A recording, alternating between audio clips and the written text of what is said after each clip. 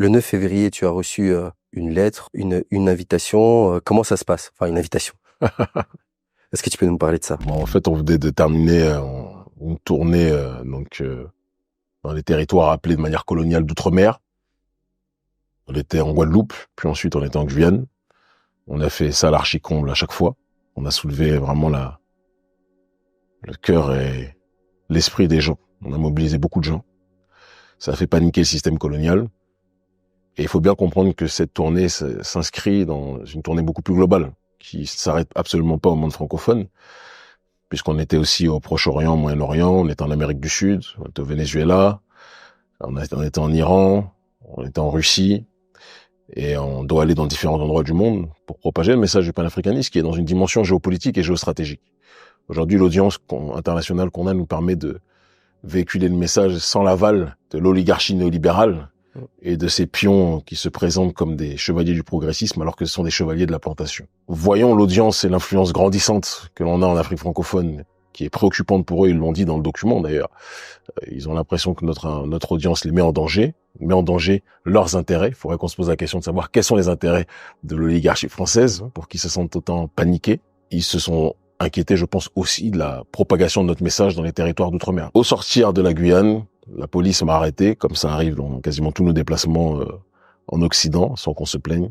Ils nous ont donné un document, et me stipulant qu'ils voulaient me retirer la nationalité, comme si c'est quelque chose qui allait me faire pleurer.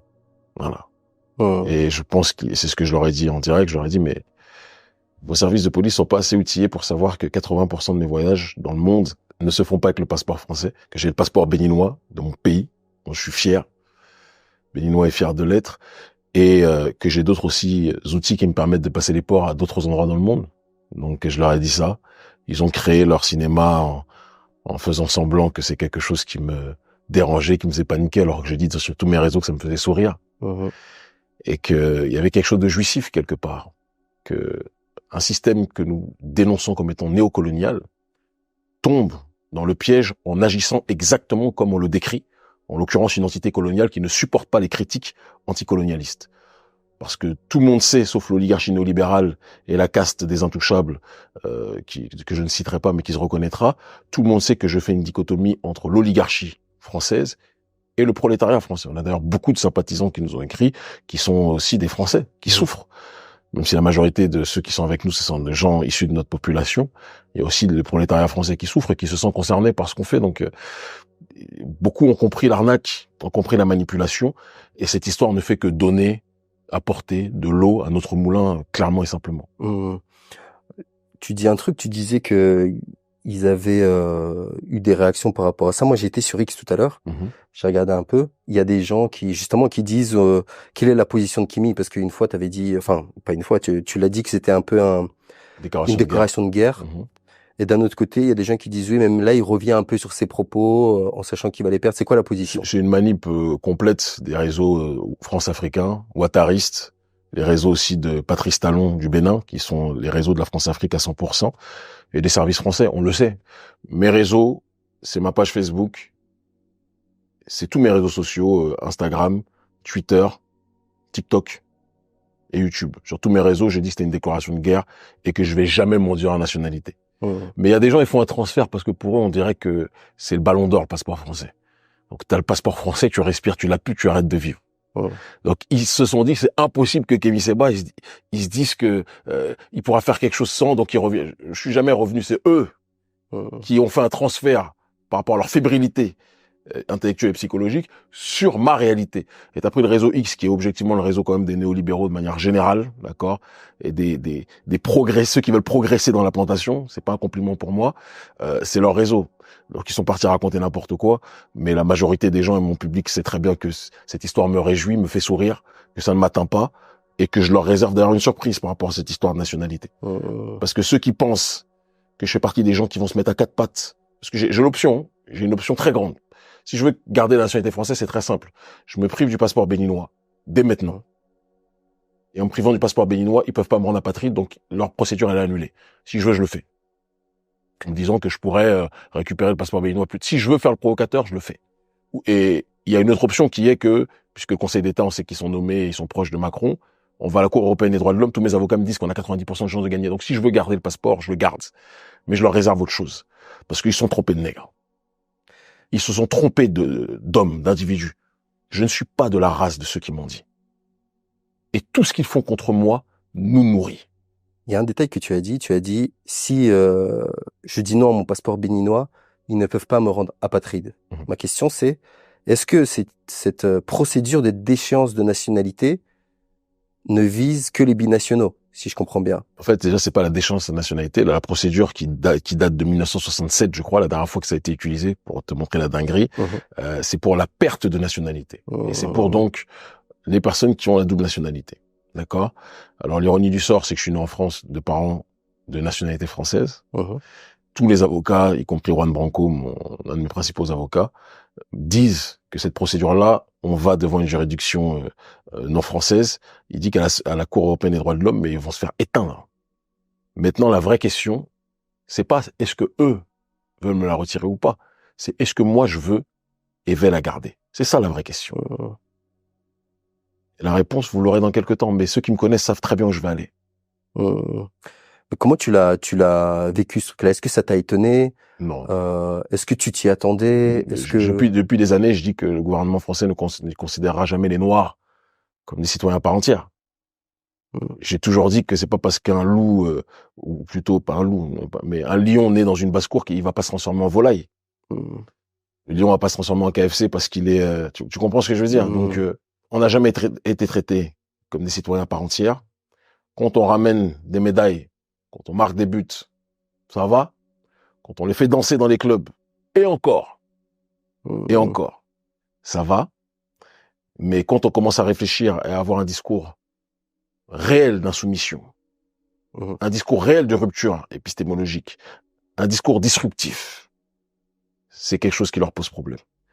Et après, ils vont te créer... parce que là, il faut bien qu'on comprenne que c'est l'appareil d'État qui est contre nous. On n'est pas dans une histoire de petite guéguerre. Non, c'est le gouvernement français, ouvertement, ils peuvent plus se cacher, qui décide qu'il veut essayer de m'éteindre en propageant des rumeurs, en essayant, je dis bien, tu vois, de nous salir par toutes sortes de propos, mais ils sont tombés sur la mauvaise personne. Je suis né dans l'adversité. J'ai grandi pendant 14 années de ma vie, une première année, dans la négrophobie réelle, à l'époque où, comme dirait l'autre, les négros n'étaient pas à la mode. L'adversité m'a forgé. Donc, chaque coup qu'il nous donne me nourrit. Et ne fait que grandir notre audience au sein des masses populaires en Afrique francophone, dans les territoires appelés de manière coloniale d'outre-mer, et au sein de la diaspora africaine. Et au-delà, il y a des gens d'autres couleurs, tu étais très bien placé pour savoir, qui sont très touchés par notre combat politique, parce qu'ils savent que c'est pas un combat d'une couleur contre une autre, c'est une guerre verticale. La base contre l'oligarchie néolibérale qui n'a pas de couleur, qui n'a pas d'odeur, si ce n'est celle de l'euro, du dollar ou du shekel. Forcément, on te reproche aussi d'avoir des accointances avec la Russie. En gros, bon, pour être clair, on dit Kémy Séba, il est antisémite, complotiste et proche de la Russie, ce qui fait de lui comme une espèce d'espion et qu'il est dangereux et ci et ça et ça. C'est fou parce qu'il disait la même chose de Lumumba. Il disait que c'était un agent de l'Union soviétique. Ils ont dit la même chose de Cabral. Ils ont dit la même chose de Mandela. On le dit pas assez. Ils ont dit la même chose de Mandela. Ils ont dit la même chose de Malcolm X. On dit que c'était un agent soviétique, de l'Union soviétique. Dès qu'un noir ne dit pas ce qu'ils aiment, on le taxe d'être la marionnette des autres. Parce que dans leur logiciel, un noir est né pour être la marionnette. C'est ça que ça veut dire de manière sous-jacente. L'histoire d'antisémitisme qui est une plaisanterie, ou bien qu'on contextualise comment les choses sont passées. En 2006, lors des manifestations en commémoration de la mort d'Ilan Halimi qui s'est fait assassiner sauvagement, ça il faut le reconnaître, d'accord, des militants du Beta à la Ligue de défense juive crient dans les manifestations « Youssouf Fofana, sale noir, les juifs auront ta peau ». Moi j'ai toujours dit que Fofana, qu'il se fasse juger en tant que criminel, c'est pas mon problème. Ce qu'il a fait c'est sale, il mérite son crime. Mais si on commence à dire Youssouf Fofana, sale noir, les juifs auront ta peau, là c'est plus une question de justice ou de pas justice, c'est une question on te juge parce que t'es noir, en plus de ton crime. Et là on rentre dans la danse. Lors de ces manifestations, des noirs ont été tabassés, des éboueurs africains qui avaient le tort de traîner ce jour-là, lors des manifestations, se sont fait tabasser par les milices de la LDJ du Bétard qui tabassent tout le monde, sauf nous, on va y revenir.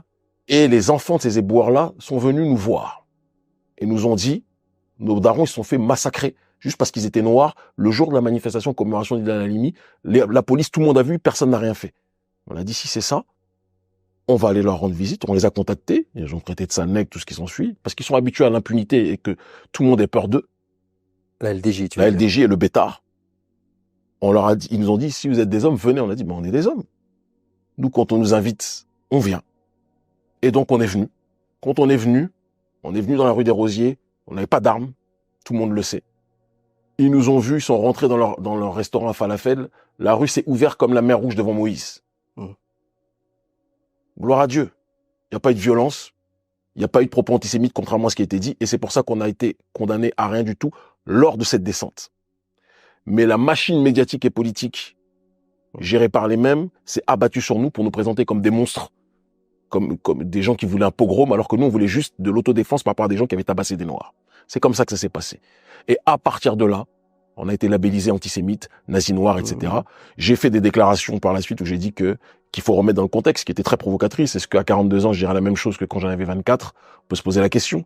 J'ai dit que la Banque mondiale et le Fonds monétaire international sont tenus par des gens qui ont des positions pro-israéliennes et des gens qui font connaître à l'Afrique via le FMI, la Banque mondiale et toutes les structures liées aux accords de Bretton Woods, des conditions de vie tellement excrémentielles que comparativement, même le camp de concentration d'Auschwitz, qui est considéré en Occident comme l'enfer sur Terre, peut être considéré comme un paradis. C'était une figure de style provocatrice, violente, mais qui voulait juste attirer l'attention sur les conditions de vie excrémentielles que notre peuple vit sur le continent. J'ai absolument pas dit que j'étais en train de me réjouir du camp de concentration d'Auschwitz ou que ça n'avait pas existé, etc.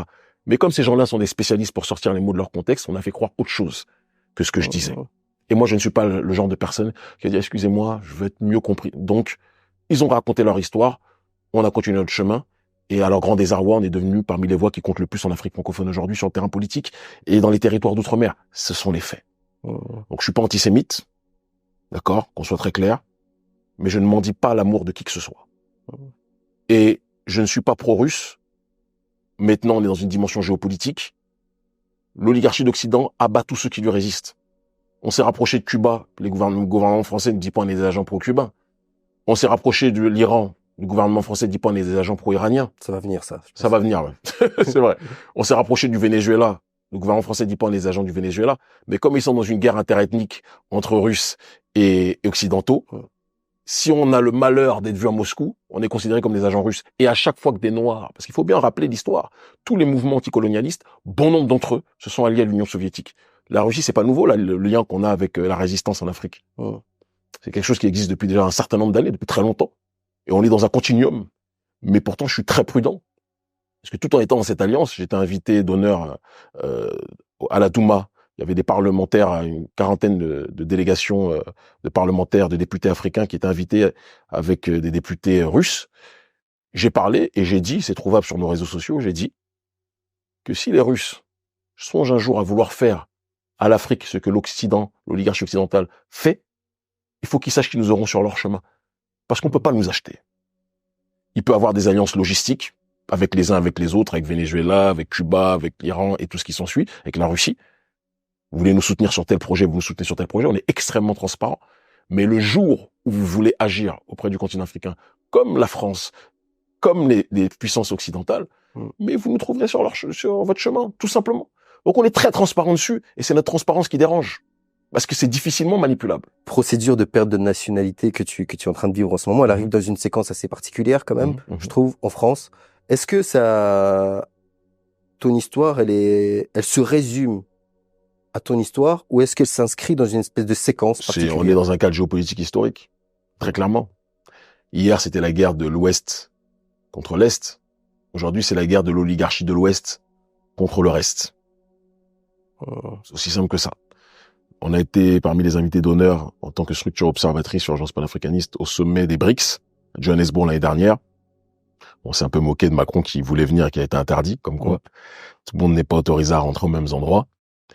Et il y avait le monde entier qui était réuni là-bas. Mais l'Occident n'y était pas. Et il faut bien comprendre que l'arrogance occidentale fatigue beaucoup de gens aux quatre coins du monde. Beaucoup de gens. Beaucoup de gens. Les 3/4 de l'humanité sont fatigués de la manière dont l'Occident se comporte. Et ça va aller de plus en plus vers cette multipolarité. L'Occident a dominé pendant un temps, c'est l'heure de la fin de la récré. Et ça va libérer beaucoup de gens, y compris le prolétariat occidental lui-même. Je le crois profondément. Il y a aussi quelque chose que j'ai remarqué sur ton cas, c'est que il y a des gens, disons de gauche, qui luttent contre une espèce d'oligarchie ou en tout cas promeuvent. Ils luttent contre le racisme. Oui, ouais. L'intersectionnalité, etc. Ouais. Et quand je t'ai interviewé, par exemple, justement, dans le rap aujourd'hui, il y a beaucoup d'activistes qui commencent à parler de ça dans le rap. Ouais. Donc du coup, moi, on m'a vu un peu comme le monstre qui a interviewé Dieudonné, Cro-Blanc, Kémy Séba. J'en ai fait d'autres, j'en ai fait plein d'autres. Plein d'autres qui correspondent à leur vision de pensée, etc.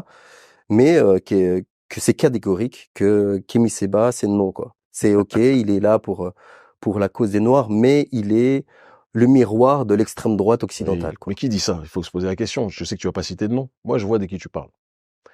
Des gens qui voient le hip-hop comme une plantation, qui ne sont pas issus de notre souffrance, parce qu'on va se parler clairement, qui se prennent pour des philosophes du rap, et qui n'aiment pas quand les Noirs parlent, et je sais que tu sais de quoi je parle, de qui je parle, et qui n'aiment pas quand les Noirs parlent d'autodétermination. Ils aiment quand les Noirs parlent de brassage culturel, parlent de s'ouvrir au monde, parlent de lutter contre le racisme. Tu as parlé de la gauche tout à l'heure. On vit dans un système où, que ce soit les abrutis d'extrême droite, CF Rassemblement National, ou les Zémouriens, ou la gauche, extrême gauche, ce sont les deux facettes d'un même système qui contribue à nourrir l'oligarchie qu'ils prétendent combattre. Moi, je suis ni de l'un ni de l'autre. Je suis un panafricaniste. Et si on a l'audience majeure qu'on a aujourd'hui en Afrique francophone et dans les territoires d'outre-mer et dans la diaspora, c'est parce que ce qui nous préoccupe, c'est le sort de nos populations et on ne lèche les mains de personne. Cette personne-là, elle est représentative de hip-hop sur quoi? Les gens sont très arrogants parce que ce sont des gens qui pensent vraiment que le hip-hop, c'est leur plantation. Mais il faut qu'ils sachent qu'ils nous auront sur leur chemin. Et tous les rappeurs qu'ils idolâtrent, ils ne savent pas que ces rappeurs-là en DM, ils viennent remplir nos DM en disant on est avec toi, on peut pas le dire publiquement, mais si on peut te soutenir financièrement ton ONG, etc., on le fait. Ils le savent pas, ça. Il y en a quelques courageux comme Gazo, Freeze ou autres qui vont parler, mais s'ils savaient le nombre de gens dont ils vont chercher des autographes qui courent après nous, ils seraient très choqués. Gazo, par exemple, il se cache pas du tout d'être mon frangin, d'être affilié à toi. Qu'est-ce que lui dit? Est-ce que le système le dit? Enfin, bien sûr que le système essaie de lui dire, mais tu sais, la nouvelle génération là, c'est pas l'ancienne. Enfin, l'ancienne, il y avait des gens très courageux, hein, que j'aime profondément, des aînés qui même ils savent, d'ailleurs qui sont beaucoup avec nous. Mais la nouvelle génération là, ils en ont rien à faire des histoires de oui, tu es ceci, tu es ce. Ils en ont rien à faire. La nouvelle génération, elle est interconnectée, elle voyage en Afrique, elle voit à quel point on est porté en Afrique. Ils vont renier ça alors qu'ils savent que leurs cousins, leurs frères, etc. et tout nous portent. Gazo, c'est mon frangin. Au moment où il était dans sa promo pour son album, il a mis nos photos sur son profil d'Instagram pendant des mois. Les gens ont dit, qu'est-ce que tu? Il a dit, il y a quoi? Et moi, j'ai beaucoup de respect pour des petits frères comme ça. Et tout mon amour pour lui, pour toute l'équipe, et pour d'autres aussi. Là, je les laisse parler eux-mêmes, parce que si je les cite trop tôt, je peux peut-être leur créer des problèmes. Mais ils sont très nombreux. Il a appelé son projet KMT, Kemet, pardon. Vous avez pu discuter de ça? Tu penses quoi? Est-ce qu'il y a un truc Non, mais de toute évidence, il m'a pas demandé l'autorisation pour faire son projet. Ça, c'est sa liberté artistique. Ça sort pas de nulle part. Il y a un écosystème, il y a un environnement, il y a des livres. Les gens croient que Gazo, c'est juste un gars qui fume, un gars qui est là pour l'ego, etc. Méfiez-vous. Les apparences sont souvent trompeuses. Et moi, je préfère des Gazos que des gens qui font les rappeurs conscients, mais qui, quand la foudre du système s'abat, on les voit pas. Moi, je préfère des gens comme Gazo. Je préfère des gens comme Gazo, en apparence nonchalants, en apparence ils s'en foutent de tout, en apparence ils sont beaucoup plus politisés que les rappeurs conscients qui sont dans les causes que le système attend qu'ils dirigent ou qu'ils accompagnent. Moi, les histoires d'antiracisme, on parlait de Aya Nakamura. Aya, j'aime beaucoup la sœur. J'écoute pas sa musique, si je dis que j'écoute, je mentir. J'écoute pas, non pas parce que sa musique n'est pas bonne ou pas. C'est pas mon, j'écoute pas. Mais j'aime beaucoup cette femme noire et je suis content que les petites sœurs aient une sœur comme ça, en France, hein, je parle, qui brille, qui a de la notoriété, etc., je suis très content. C'est une dark skin, etc. Je suis content. Pour les petites filles noires qui n'avaient pas forcément de reflet dans ce cadre-là en France. Je trouve qu'elle a réagi avec... en gros, elle s'en fout, c'est pas son problème. Ça m'a fait sourire, j'ai apprécié sa réaction, j'ai apprécié.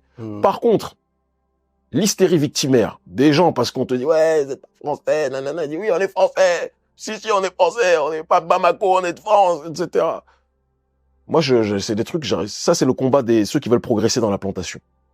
Je ne prends pas mal qu'on me dise que je ne suis pas français.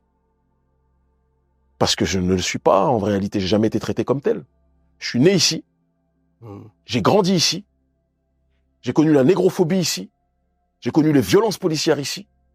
J'ai connu la discrimination au logement ici. Le message est très clair, quand même. Donc, moi, c'est pas un drame qu'on me considère pas comme français. Par contre, si tu me manques de respect, tu vas me trouver. Et j'ai beaucoup aimé la réaction d'Aya. J'ai beaucoup moins aimé la réaction victimaire de ceux qui veulent progresser dans la plantation, les progressistes. Il y a une dichotomie, hein. Dans la plantation, il y a les progressistes et ce qu'ils appellent les réactionnaires. Les réactionnaires, c'est ceux qui ils veulent brûler la plantation, la quitter et revenir à un état dans lequel ils étaient avant qu'il y ait la plantation. On les appelle les arriérés, etc. Moi, si c'est ça de réactionnaire, je suis réactionnaire. Moi, je ne vis pas pour la Tour Eiffel. Et je vous le dis, votre histoire de déchéance de la nationalité ou de perte de nationalité, ça fait pleurer d'autres, ça nous fait pas pleurer nous. Je m'en fous de ça. C'est marrant ce que tu dis, parce que tu sais que le progressisme, il est à fond dans le rap, là. Mais ils ont incarcéré le rap. Mais le problème, c'est que les Noirs progressistes, ils sont dans une logique de progresser dans le système de la plantation. Avoir plus de visibilité dans les médias de la plantation. Avoir plus de visibilité dans les espaces publics de la plantation. Parce qu'ils suivent le logiciel de ceux qui sont les patrons de cette plantation. Moi, je m'en fous de cette plantation. On m'a barré partout, mais je suis plus audible que les gens qui le font monter dans leur plantation. Je me suis fait de l'argent, j'ai réussi, avec mon cerveau, à trouver des moyens de financer notre combat bien au-delà des sentiers du système de la plantation et sans jamais perdre mon intégrité. Donc moi, je ne cherche pas à progresser dans la plantation. Je veux créer un monde pour nous, par nous-mêmes, pour notre propre destinée. Et c'est ça le plus dangereux. Sur une plantation, celui qui n'a rien à perdre. Dans le système colonial, ce qui est exactement ce dont on vit, est le plus dangereux pour les garants du système. Moi, je n'ai rien à perdre. Ils ont sorti l'histoire du passeport et croyaient qu'ils allaient m'éteindre. Quand ils m'ont donné ça en Guyane, j'ai reçu le truc, j'ai rigolé, je dis, mais, vous savez, ça, c'est une décoration pour moi. Un des flics, il était choqué, comme ça, un garçon collègue, il dit, mais ça, vous croyez que ça va nuire à qui? Vous croyez que ça va nuire à qui? Vous croyez qu'on est... Cette histoire-là, c'est un signal que j'envoie aussi en réagissant de cette façon.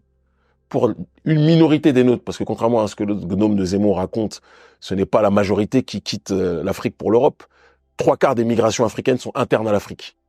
On le dit jamais assez, parce que les gens qui parlent, généralement, ne maîtrisent rien en démographie ou en politique ou en économie sur le continent africain. Les 3/4 des migrations africaines sont intra-africaines. Les gens préfèrent migrer à l'intérieur du continent. 1/4 maintenant sort du continent. Et dans ce 1/4, une partie va en Europe, une partie va dans le Moyen-Orient, une partie va en Asie, une partie va en Amérique. Il y a des gens parmi cette minorité des migrants qui vont en Occident, qui meurent dans la mer. Je m'adresse à eux aussi, en vous disant qu'il y a une vie en dehors du passeport, qu'il y a une vie en dehors de l'Occident. Je pourrais me battre pour garder ce passeport. Et tous mes avocats, Juan Branco, docteur en droit, le dit lui-même, que si on fait le recours, etc., on va les éteindre. Moi, je vous dis très clairement, je ne vais pas me battre pour garder ce passeport et je leur réserve une surprise. Parce que je ne suis pas le noir qu'ils veulent que je sois. Je serai le noir que je dois être. Et je me bats pour mes ancêtres, pour honorer mes ancêtres méritants, pas mes ancêtres méritants. Et je me bats surtout au-dessus de tout par l'amour de Dieu Tout-Puissant, l'unique, qui n'engendre pas, qui n'a pas été engendré. Comprenne qui devra. Personnellement aussi, j'ai eu l'occasion de discuter avec différentes personnes. Beaucoup de gens me disent que c'est pas non pertinent d'interviewer Kémy Séba, de donner la parole un petit peu à différentes visions, etc. Mais publiquement. Mais parce que le hip-hop est tenu par des gens précis. C'est tenu par des gens. Et c'est pas être anti, je ne sais pas trop quoi, que de dire que c'est tenu par des gens. Et ces gens-là, qui par contre sont très friands pour génocider des gens à différents endroits dans le monde, quand le peuple prend ses responsabilités, décide de s'organiser, sans leur aval, ils se sentent stressés. Alors ils vont tolérer la gauche, Rokhaya Diallo. Ils vont tolérer la gauche. Il y avait un média là comment s'appelle? Un mec qui s'appelle Théophile. C'est quoi son nom? Mkwamono, je sais pas comment il s'appelle. Mkwamono. Des gens qui ne nous aiment pas parce qu'ils sont frustrés de l'audience politique que l'on a. Ils ne nous aiment pas. C'est des gens qui sont complètement dans la matrice, qui ne dérangent personne. Personne. Qui ne connaîtront jamais le millième de la persécution politique que nous connaissons. D'accord? Qui n'auront jamais les sacrifices que nous avons. Mais qui souffrent parce que la portée que l'on a au sein des masses en Afrique ou dans la diaspora, c'est quelque chose qu'ils auraient rêvé d'avoir, qu'ils n'ont pas. C'est ces gens-là que l'oligarchie aime. C'est ces gens-là que les chefs de la plantation néocoloniale aiment. Eux, c'est des critiques qu'on laisse prospérer. Mais des gens comme nous, ça ne va pas dans leur sens. Parce que nous, on ne cherche de parrain nulle part. Nulle part. Ils ont dit, Camille, tu dis ça, mais t'as travaillé avec Prigozhin, avec le Hezbollah. Ouais. Mais ça s'associe avec des structures sur des projets précis. Ça veut dire toujours être dans une démarche, d'être dans le cadre d'avoir des parrains. Moi, je connais peu de gens qui sont capables de parler à leurs parrains comme moi, je leur parle. Faut bien cogiter dessus. Nous sommes des noirs, hommes noirs et femmes noires libres. Nous disons ce que nous pensons, ce en quoi nous croyons. On s'associe à des gens de toutes couleurs. Hier, ils disaient qu'on était anti-blanc. Ça marche plus, ce truc-là, parce qu'il n'y a pas plus blanc que les Russes. Donc, c'est difficile pour eux de dire qu'on est anti-blanc. Ils disaient ils ont sorti qu'on était anti-arabe. Je connais pas plus arabe que l'Hezbollah. C'est difficile, hein, la diabolisation, parce qu'au fur et à mesure, les cases, elles finissent par se retirer. On est fiers de ce que nous sommes. On se bat pour la justice. La justice, elle est transraciale. Et c'est pour ça que ça touche des gens de manière transversale, de tous les peuples. Et on assume qui on est. Moi, je suis un Béninois fier de l'être. J'ai des projets pour mon peuple. J'ai des projets pour mon continent. J'ai des projets pour la diaspora. D'accord? Je n'ai plus de carte d'identité française depuis très longtemps. Important de le dire. J'ai pas de sécurité, d'assurance sociale, de sécurité maladie, je sais pas quoi, depuis très longtemps. J'ai jamais touché la CAF de ma vie. Très grande fierté. J'ai jamais touché aucune aide sociale de ces gens. Moi, Camille Seba, titre personnel. Important qu'on le dise. Ok. Je me suis fait par moi-même. La seule chose que j'ai gardée, c'était le passeport parce que ça me permettait, via ce passeport, d'aller dans les territoires d'outre-mer où on a une grosse audience. Mais même si on va plus y aller physiquement pendant un temps, jusqu'au moment où on sera dans les institutions, parce que, attention, le temps est long. En attendant cela, en attendant cette réalité, on pourra véhiculer notre message sans y être physiquement, d'accord?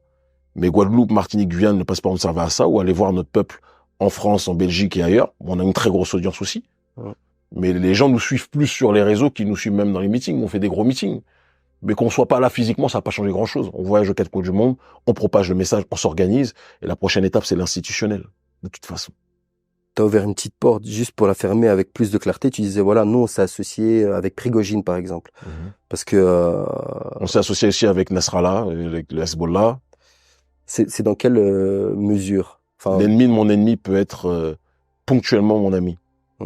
Ça ne devient pas mon frère. Prigozhin a vu très rapidement que l'audience qu'on avait, elle était incroyable en Afrique. Ils ont un adversaire commun. On s'est alliés. L'Iran a vu très rapidement qu'aujourd'hui, dans le monde, en Afrique de l'Ouest, je suis l'une des voix les plus audibles. Ils ont des adversaires communs, l'oligarchie néolibérale que nous connaissons. D'accord? On s'est associés sur des projets précis. Il n'y a rien de secret. Le gouvernement vénézuélien a vu qu'on a des adversaires communs sur un certain nombre de sujets. On s'est associés sur des choses précises. Eux, ils auraient préféré qu'on soit financé par Soros. Là, quand on est financé par Soros ou par l'Agence française de développement, on est des démocrates. Quand on est financé par les gens des petites copines de Macron, Stéphane Séjourné et compagnie, on est des démocrates. Nous, on s'associe à qui on veut. À un moment on a travaillé 10 mois, je crois, avec Prigozhin. On a mis fin, nous-mêmes, en 2019, à la collaboration avec lui, parce qu'à un moment donné, on se retrouvait plus. Il nous a laissé, le deal du départ, c'était, vous nous soutenez, mais vous ne nous dites jamais quoi faire. Prigozhin fait peur à tout le monde, hein. Avec nous, il était très gentil. Et tous ceux qui sont témoins le savent. Mais à un moment donné, il a dit, bon, ça serait peut-être bien, Kémy, c'est très bien ce que vous faites, mais vous ne voudriez pas faire ça. On a dit, c'était pas le deal du départ, Yevgeny. Le deal du départ, c'était que on mène nos actions en fonction de nos réalités. Malcolm X disait, les Blancs peuvent nous aider, mais pas nous rejoindre. Il ne saurait avoir d'unité entre Blancs et Noirs tant qu'il n'y aura pas d'unité entre Noirs eux-mêmes. Quand Yevgeny a voulu, pas méchamment, parce qu'il a toujours été extrêmement respectueux avec nous, il faut le dire, quand il a voulu outrepasser le deal du départ, on a dit, c'est mieux, on arrête. Et on l'a fait de manière très cordiale. Il n'y a pas eu d'attaque de son côté, ni d'attaque d'une autre, parce qu'il a bien compris que l'influence qu'on a aujourd'hui dans l'Afrique francophone, c'était pas dans son intérêt de nous attaquer sur quoi que ce soit. Et nous, il a été très respectueux avec nous. Il n'y avait pas de problème.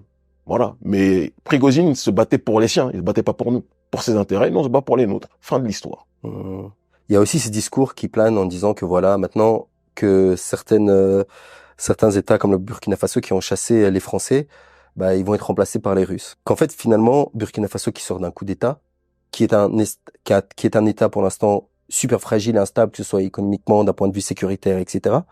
Donc quand ils commencent à gérer des partenariats avec les Russes, leur force de négociation est faible parce que ils sont dans un état instable et ils ont besoin de sécurité, par exemple, à court terme pour essayer de stabiliser cet état, de le relancer, etc. Donc la négociation qu'ils vont avoir avec les Russes ou avec des Chinois ou avec des États tiers et tout, c'est une négociation où ils pourront pas avoir des rendements égalitaires.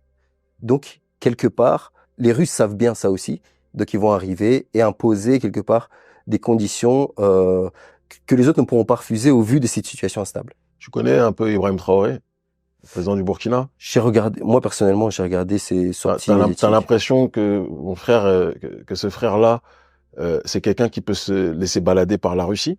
Moi, je vais te parler de ce que je connais, parce que eux parlent, les Russes, et surtout dans les accords entre la Russie et l'Afrique, ou les autres pays et l'Afrique, on est en plein dedans. Je rentre pas dans les détails, mais on est en plein dedans. Ouais. Donc, ces dossiers-là, qu'ils voient de loin, on les voit de près.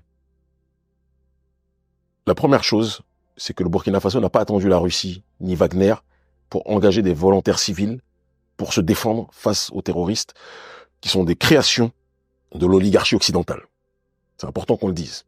Les Russes, c'est très récent, très récent. À la base, ce sont des volontaires civils, parmi lesquels il y a aussi de nombreux de nos militants d'urgence panafricaniste. C'est important qu'on le rappelle. Donc leur histoire, de dire que le Burkina ne sera pas en phase pour... Il y a la dimension matérielle très occidentale, et puis il y a la réalité des principes sur le continent africain. Des pays comme le Burkina, le Niger, le Mali, je suis très proche du président du Niger, le général Tiani. Je connais très bien Assimi Goïta. Le frère Ibrahim Traoré, par la grâce de Dieu, on le voit le mois prochain normalement, en tête à tête. Ces frères-là, ce sont des gens à qui la Russie ne peut pas imposer quoi que ce soit. Je vais te donner une petite confidence. Les États-Unis ont proposé des sommes astronomiques à ces trois pays. Pour que ces trois pays, après avoir chassé la France, comme quoi la France, elle croit qu'elle a des amis, elle n'a pas d'amis non plus, hein, le gouvernement français. Pendant qu'elle se faisait kicker, les États-Unis sont venus et ont proposé des ponts d'or aux dirigeants pour qu'ils se rapprochent du gouvernement américain. Ils n'ont pas dit à bas les États-Unis. Ça s'est pas passé comme ça. Mais en fait, tout était fait pour qu'ils ne rapprochent pas des Russies, etc. Ils ont fait ce qu'ils ont à faire en ayant beaucoup moins que ce qu'ils auraient pu avoir avec les États-Unis. Donc c'est pas cet aspect-là, en disant que c'est l'argent qui va commander, c'est pas vrai. Si on suit cette logique, c'est comme dire que nous, parce qu'on a eu des soutiens logistiques de l'Iran, du Venezuela, de Cuba, de la Russie, ça veut dire qu'on est dépendant d'eux. Mais pourtant, c'était vu en mondiovision, dans tous ces sommets partout où je vais, je dis la même chose. Je dis, si vous nous manquez de respect, on vous combattra. Et c'est suivi par des millions de gens. Donc cette histoire-là qui consiste toujours à inférioriser l'homme noir en pensant, je dis pas que c'est ton cas, mais c'est une pensée générale, qui consiste à croire que parce qu'on deal avec des gens qui ont beaucoup plus de moyens, cela signifie qu'on est dépendant de leur réalité et de leurs désirs, c'est très mal nous connaître. Si j'avais continué à travailler avec Yevgeny Prigozhin et qu'on avait accepté des choses qui ont pourtant fait qu'on s'est séparés, on serait très très très riche aujourd'hui. J'ai refusé ça. Je sais pourquoi je l'ai refusé. Donc leur histoire ne tient pas. Nous sommes libres. Je rappelle que j'ai un exemple qui me vient en tête immédiatement. Quand il y a eu la guerre du Vietnam, le Vietnam était un des pays les plus pauvres de la planète. Les États-Unis étaient la puissance la plus riche. Les États-Unis et les Américains se sont fait détruire par les Vietcong, les Vietnamiens. La réalité matérialiste de l'Occident n'est pas le paradigme de tous les peuples de la Terre. Chacun a ses priorités, chacun a ses principes et ses valeurs. Par rapport à justement ce qui se passe là actuellement, que ce soit en Palestine ou la guerre en Ukraine, on voit bien que finalement il y a beaucoup d'alliances qui se font que ce soit au niveau de l'Occident par rapport à l'Ukraine ou par rapport à Israël aussi. Est-ce que il y a un intérêt pour les États africains à se positionner par rapport à ces conflits? Ouais, je vais te dire très clairement, qu'on veuille ou pas se positionner, le monde est en train de changer. Il y avait l'unipolarité, il y a aujourd'hui la multipolarité qui est en train d'émerger, et tu es obligé de tenir compte de ces réalités. Et tenir compte de ces réalités, mon frère, c'est comprendre que il y a un spectre de l'impérialisme occidental qui se propage partout. Ce qui se passe dans la guerre israélo-palestinienne, c'est l'impérialisme occidental qui est en train d'agir. C'est l'oligarchie occidentale, c'est toujours elle qui est là, qui est en train d'agir. Des pays qui soutiennent Israël dans son génocide vis-à-vis des Palestiniens, c'est qui? C'est les nations occidentales, en priorité, pas que, mais en majorité. Et ce qui se passe dans la guerre, non pas entre l'Ukraine et la Russie, mais entre l'OTAN et la Russie, parce qu'il faut qu'on emploie les vrais termes. C'est qui est contre la Russie? C'est qui donne des sommes astronomiques, les mêmes qui disent qu'ils pouvaient pas nous aider en Afrique à lutter contre le terrorisme qu'ils ont généré, envoient des sommes astronomiques à l'Ukraine. Donc c'est mieux d'être un Ukrainien que d'être un Malien, ou un Burkinabé, ou un Nigérien. Ils ont détruit la Libye, ils ont fait assassiner Kadhafi, guerre encore une fois occidentale. Et quand le pays est détruit, que les hordes de terroristes sont lâchés, qu'est-ce qui se passe? Ils disent ils ont pas de quoi nous aider. Et les mêmes qui vous disent qu'ils n'ont pas de quoi nous aider sont ceux qui sont en train de diffuser et d'envoyer des sommes astronomiques à leurs marionnettes, ex-youtubeur qui est devenu président de l'Ukraine, Zelensky. Je pense qu'il n'y a pas besoin d'avoir une équerre pour savoir qu'il y a un angle précis de l'oligarchie occidentale et il y a le reste qui se bat. On était à Téhéran avec des représentants, des militants palestiniens. On a fait un certain nombre de rencontres pour qu'il y ait une convergence des luttes, parce que qu'on le veuille ou pas, ce que subissent les Palestiniens et ce que subissent les Africains, c'est à différents égards la même chose. On a connu l'esclavage, la colonisation et tout ce qui s'ensuit, mais c'est la même chose. C'est le colonialisme. Et le problème, c'est que quand ça touche Israël, comme les gens ont tous peur de parler de ce pays entre guillemets, de cette colonie, les gens ferment les yeux. Le gouvernement israélien est un gouvernement criminel contre l'humanité. Et moi, je veux pas me coucher pour le dire. Je ne cherche pas une place chez eux. Je ne cherche pas une place dans leurs médias. Je ne cherche pas une place dans leur monde. Je suis un Africain fier de l'être et je dis ce que je pense. Et le problème, c'est que Israël n'existe que parce qu'il y a des lobbies dans toutes les nations occidentales qui, par le poids économique des lobbies pro-israéliens, imposent aux gouvernements occidentaux de soutenir cette nation criminelle. C'est comme ça que les choses se passent. Et dire cela, on a l'impression les gens, mais c'est la stricte vérité. Et ce n'est pas être antisémite que de dire ça. Je connais des juifs antisionistes. Il y en a. Ouais. Michel Sibony, il y en a plein. Neturei Karta. Glenn Papé. Non, il y en a plein. Il y en a beaucoup. Donc voilà.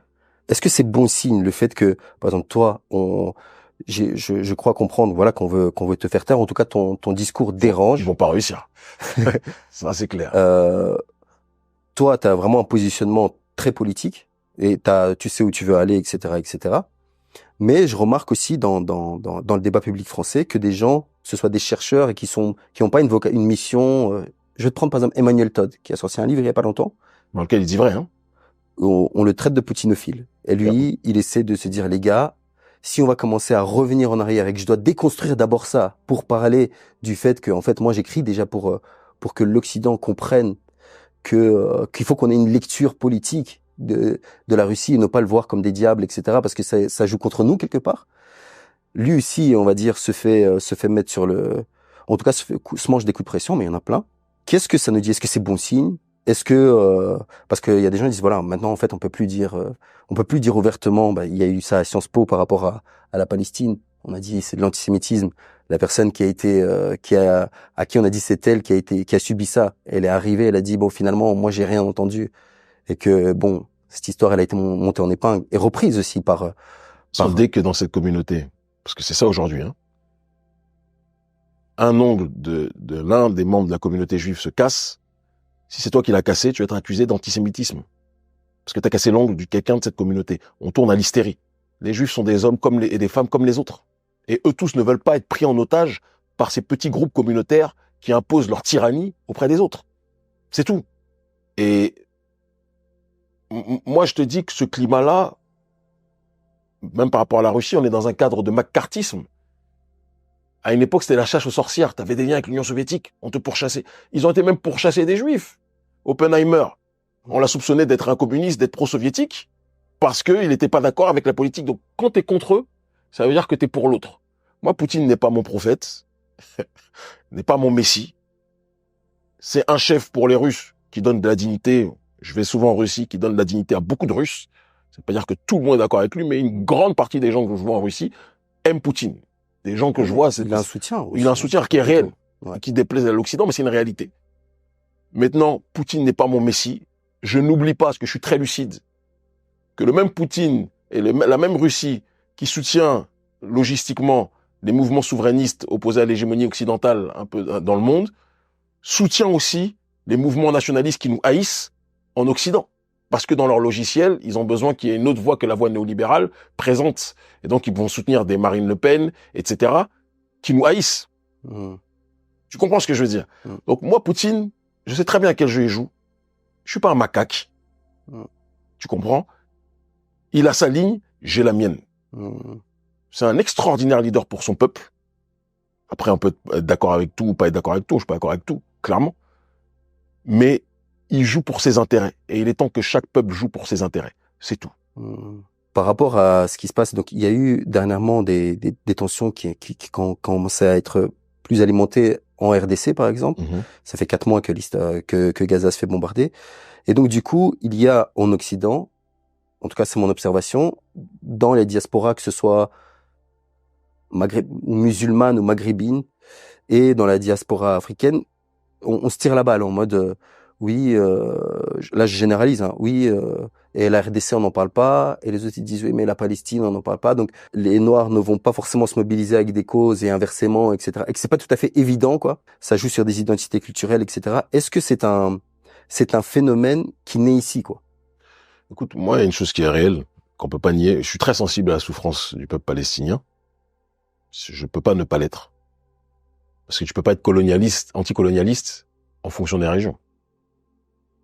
Mais quand j'ai par exemple vu le gouvernement tunisien, avec à sa tête une crapule, afficher son soutien à la Palestine, et même qui quelque temps avant tenait des propos dingues contre les populations noires, mais c'est normal que ça crée une résonance bizarre au sein des populations négro-africaines.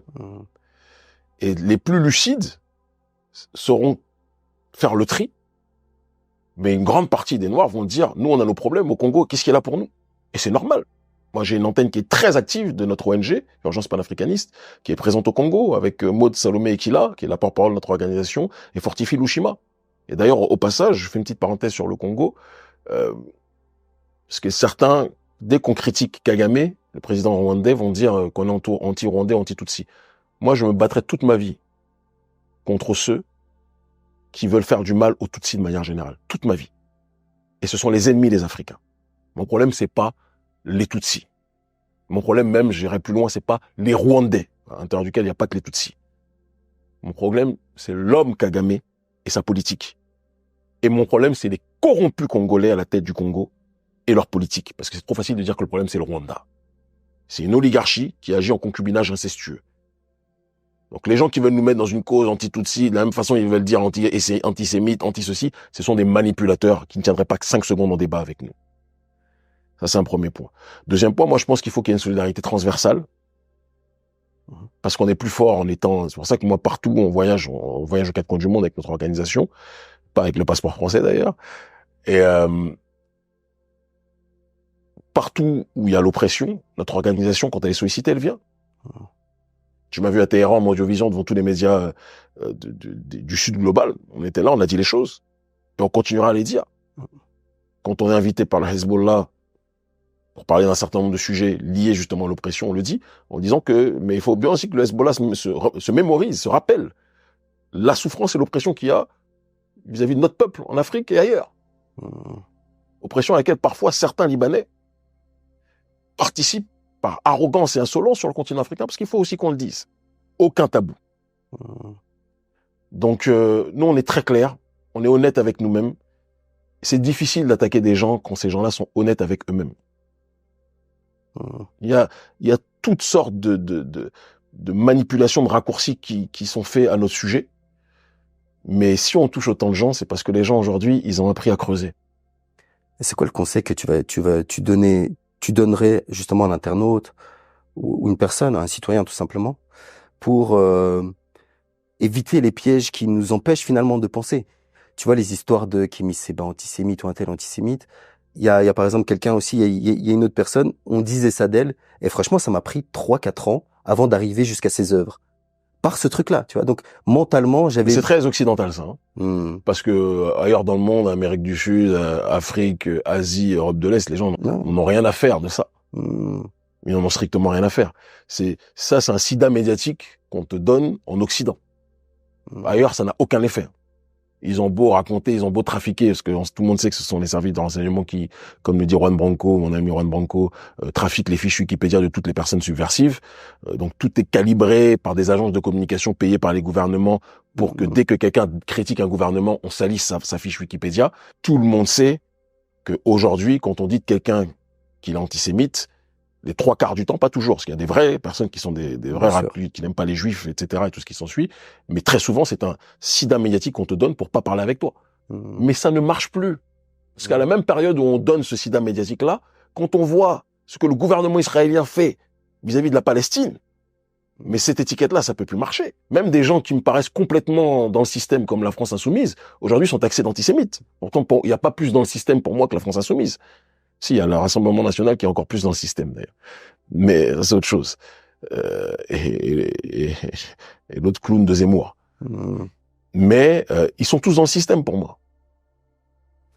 C'est quoi le conseil que tu donnerais à quelqu'un pour éviter creuser tous ces trucs-là? Que quand on diabolise quelqu'un, tend l'oreille. Moi, j'ai toujours eu cet instinct depuis que je suis petit. Hein. Dès qu'on parlait trop mal de quelqu'un, c'est peut-être l'expérience du noir qui se fait discriminer, qui se fait traiter de sale singe depuis qu'il est enfant, dans les petites bourgades où les noirs n'étaient pas à la mode. Mais dès qu'on parlait mal de quelqu'un, je disais, pourquoi ils mettent tant d'énergie pour parler mal de cette personne? Et tu creuses. Tu te rends compte que tout ce qu'on a dit sur la personne, mais c'est le contraire qui fait. C'est pas toujours le cas, mais c'est souvent le cas. Et aujourd'hui, on a à l'ère de la communication globale. Les médias mainstream n'ont plus de force. C'est pour ça que tes journalistes hip-hop la pleurent. Parce qu'à l'époque, c'est eux qui avaient le monopole pour dire ça, tu peux écouter, ça, tu peux pas écouter, comme à l'époque de la colonisation, du système de plantation. Là, ça peut plus marcher. Là, aujourd'hui, les gens tendent l'oreille sur ce qui les intéresse. Et ce qui les intéresse, visiblement, c'est pas les gens du système. C'est les gens qui combattent le système. Parce que être heureux dans un système malade, c'est être en très mauvaise santé. Est-ce que tu as quelque chose à rajouter? Je dirais que on a une période historique, une période de croisement où les peuples doivent plus que jamais se prendre en charge, se donner la main si c'est possible. Si c'est pas possible, on va pas mourir. Mais n'oublions pas qu'on a un ennemi commun. Une élite qui est de toutes les couleurs, de toutes les religions, mais qui a une seule orientation, le profit au détriment de la population. Et nous, ce qui nous intéresse, c'est la solidarité, c'est la justice sociale. Je suis pas un communiste en tant que tel, pour la simple raison que moi j'ai une foi profonde en l'immatériel, et je pense que c'est l'immatériel qui donne le matériel. C'est ce qui me différencie des communistes qui ont une lecture pour moi stricte, au sens matérialiste du terme. Mais ce qui est sûr, c'est que je suis pas capitaliste, et je ne le serai jamais. Que la chosification de l'homme par l'homme, c'est la matrice quelque part du système esclavagiste, et que notre peuple a bien expérimenté cela. J'ai des gens que j'aime et que j'admire profondément, qui sont de toutes couleurs. Moi, j'admire profondément des gens en Iran, j'admire profondément Nasrallah, je le respecte. Les gens vont dire c'est un terroriste, je le respecte. Maduro ou Chavez, paix à son âme, je les respecte. Poutine, même si je suis pas d'accord avec tout ce qu'il dit, mais c'est un leader qui tient tête, je le respecte. Des gens de toutes les couleurs, j'ai pas de problème. Mais je me bats pour les miens. Et là, il y a 14 ans, quand on quittait la France, les gens disaient qu'on réussirait rien. Aujourd'hui, maintenant, ils s'inquiètent qu'on soit suivi autant par la masse en Afrique francophone dans la diaspora. On se donne rendez-vous dans quelques années, quand on sera dans les institutions. Parce que le gouvernement français qui pense que cette histoire de déchéance, de retrait de nationalité, c'est quelque chose qui va nous nuire. Et je vous dis, c'est nous qui allons décider ce qu'on va faire. Et je sais déjà ce qu'on va faire. On leur prépare une surprise. Mais on reviendra. à un autre niveau, peut-être au niveau institutionnel. Et comme on le fait tous les jours, on ne cessera pas de dire la vérité par rapport à l'arrogance néocoloniale de l'oligarchie française.